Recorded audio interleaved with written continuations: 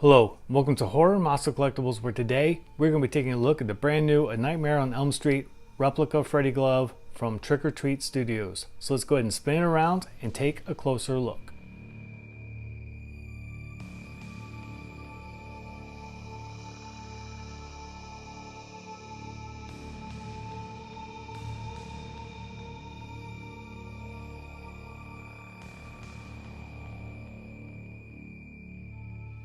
Alright guys, so here is the glove out of the packaging. And let's go ahead and take a close look at this guy.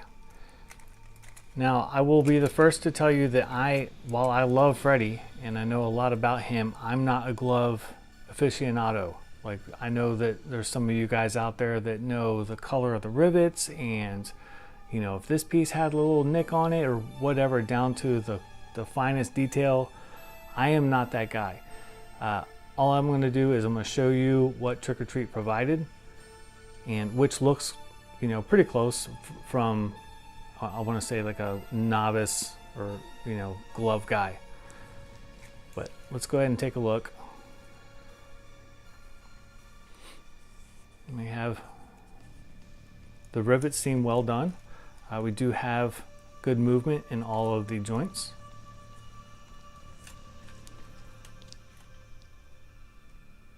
We'll take a close look at all of the finger joints for you guys. So it's kind of weird collectible to review because it kind of moves on me all the time. But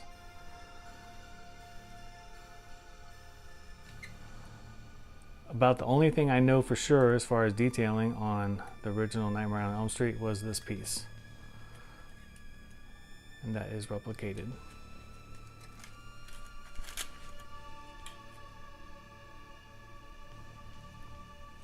I would say overall it feels well done. This is obviously all metal besides the glove itself. Let's take a look at the shape of the blades.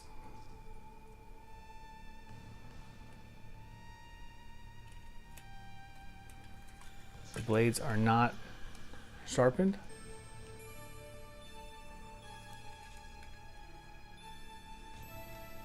Take a look at the inside here. Now the glove is pretty well cut up, which my assumption is that they replicated the original one. But I mean, it's pretty well torn up here, even down to here. So we just have that band holding on there. We got their tag on it, but they have good weathering on here, or staining. They use to mimic the weathering.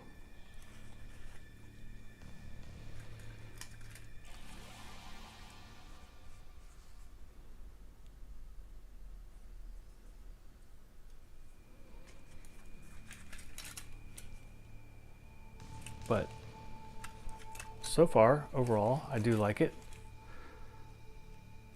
Let's see how it fits.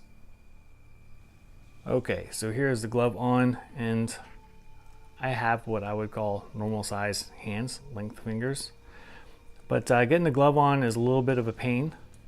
I'm bottomed out on my fingers, but there's just not enough material here to keep my pinky from wanting to come out. And that's also the case for all these other fingers. I have to really struggle to keep that in there, or else it just wants to pop out like that. So it's really kind of hard to get that to stay in there.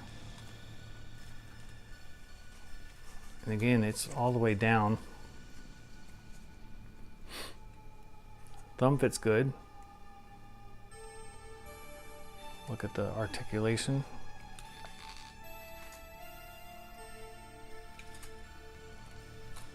But another problem I have is that the pinky wants to come through here like that. So it's hard to articulate the pinky. I have to really kind of push it down to do the articulation, or else these fingers just want to pop on out of there. So maybe if you have big hands, you might be better off. I don't believe though that Robert had huge fingers. So I'm not sure if the glove is supposed to be cut up so much. My assumption is it is, but hopefully you guys can kind of tell me if that's the way it should be or not. I would, if I was doing some kind of con, I would obviously cut this tag off. But I think overall it works.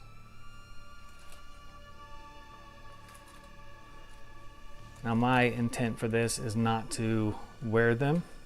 I got the first 4 gloves and I want to do like a little plaque, mount them on there with like his sweater in the background is my intent with these. But I just kind of wanted to show you guys how it works. But man, it just wants to come right out of there. There's not much holding on. In fact, this guy, I had to fold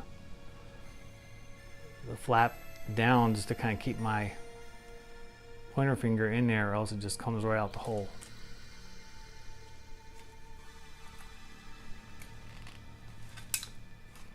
So see how the pinky just wants to come right on out? Maybe that's the problem that Robert had with the glove too, I don't know. But it does work. It does look the part. And we're going to set Trick or Treat Studios glove aside, and I will show you NECA's glove.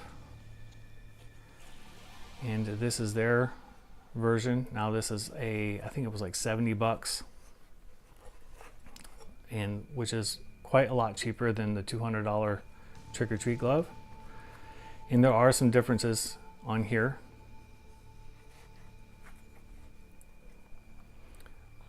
I started sharpening the blades on here a while ago and I stopped, got lazy. I'm not even sure if they're supposed to be sharpened like that. But what I will say though is that there's a lot of differences here. You look at the pinky on NECA's. This retainer right here is quite a bit different. And we have a square. This is squared off. I feel like this is more accurate, to be honest. I feel like that this loop was squared off on the pointer finger, which it's not on their replica glove. And this glove isn't cut up so much. There's more meat here on the fingertips to hold the glove in. And obviously there's some huge differences here with the safety pin and whatnot. What I do really like about NECA's glove is that they offer, or it comes with, a plastic hand for display.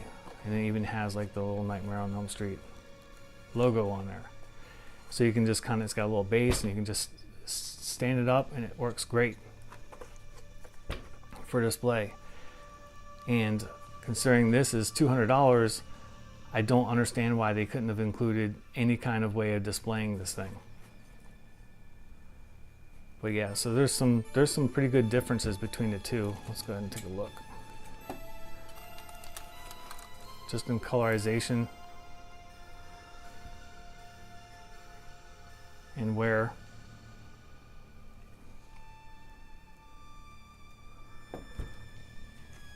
The strap does go across here, but like that.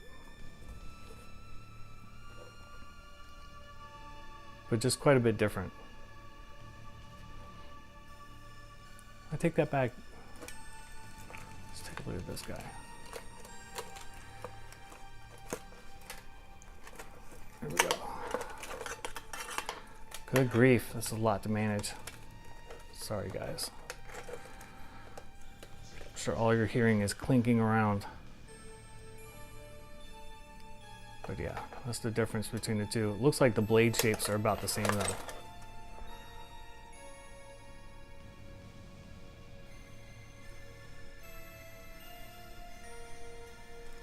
So I don't know which one's more accurate. I feel like the NECA one is closer as far as the rings, retaining rings, but I'm not sure.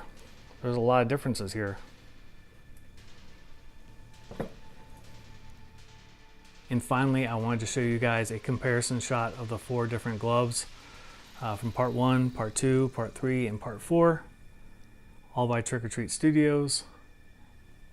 You can see the different blade shapes between the different movies. And then, of course, the backs of the gloves.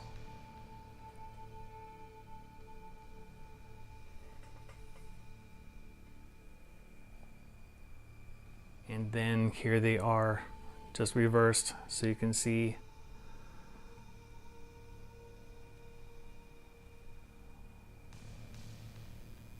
the differences on the inside and of the leather glove itself.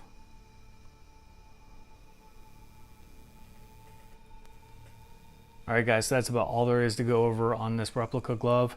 Now, is it worth $200? I don't know, especially without the some kind of stand for it, which again, if NECA can do it at $70, I don't see why Trick or Treat Studios can't do that at $200. And also, there is a vast difference between the 2 gloves. Now, one is right and one is wrong. And is it the $70 one or the $200 one? I am unsure. I think that there are things that are right about the NECA that are wrong on the Trick or Treat, but maybe I'm off on what I remember.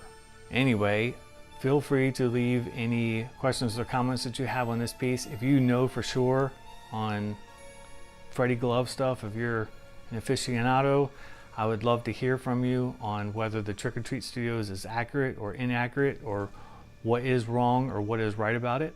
Because I know a bunch of you guys are Freddy fans and really know about this stuff, and I'm Freddy's biggest fan. Like he is my favorite slasher by far. I just don't know in-depth details about the gloves he wore. So I'd love to hear from you. And also feel free to like and subscribe and click the bell for notifications for new videos. And until next time, I'll see you guys later.